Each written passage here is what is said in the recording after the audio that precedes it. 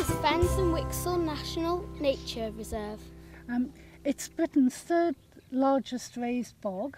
It's an area that was very severely damaged by peat cutting, and for the last 23 years Natural England and Natural Resources Wales have been cutting down the forests, cutting down the scrub and damming the ditches to get the peat bog to be mended again.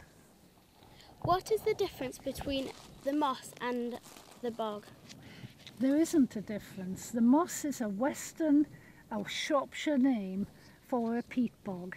A peat bog is a place which is very acid and where only very specialist acid tolerant plants and animals can live. So it's different from a fen and a swamp, but the local name for it is a moss.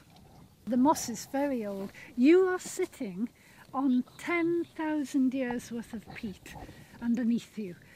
The glaciers came down from Wales and they came from the North Sea and they bulldozed the whole of the countryside. All of Whixall was bulldozed completely bare, and when they melted back they dumped two great big ridges, two moraines, and in the sandy bit, the low area between, there was so much water from the melting ice that a great big wetland, a great big lake developed here, and over the last 10,000 years it's gradually filled in with peat to the point where sphagnum bog moss, and we've got some behind us in the pool, where that came in, and that of course made the water very acid and it pickled all the plant remains and they built up and up and up to make a big raised bog.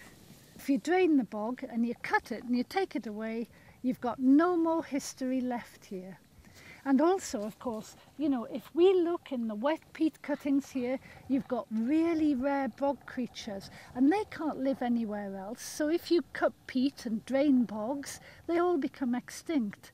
And we have a duty to look after our wonderful bog wildlife. But it's more than that. How old are you? 9. You're 9, right.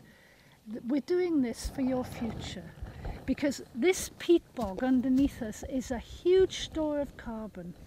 And if you cut this bog and drain it, all of that carbon will go up into the air and climate change will become much, much worse, and that will completely mess up your world that you're going to grow up in.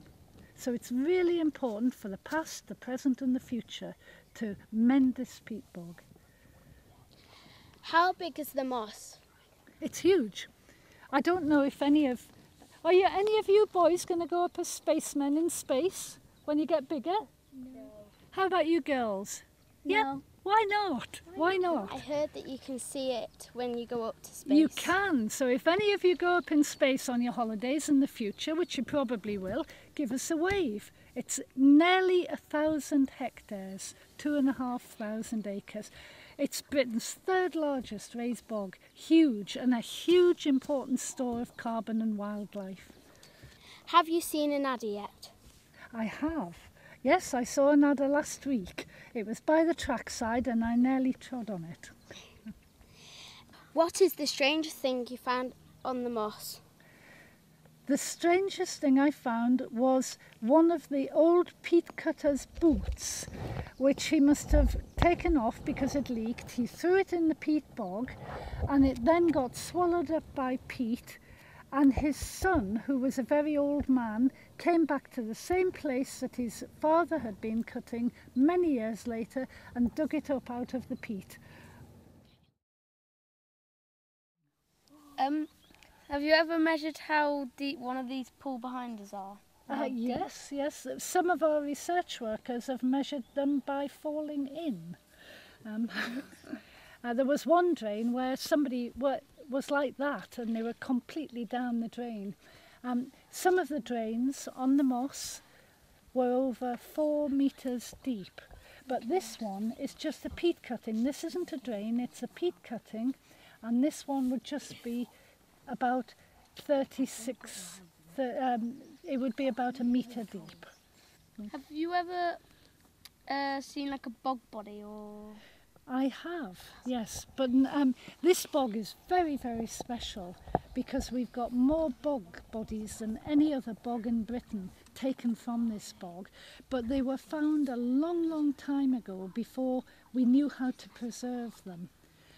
They were in the late 1800s. So all we have are newspaper records about them.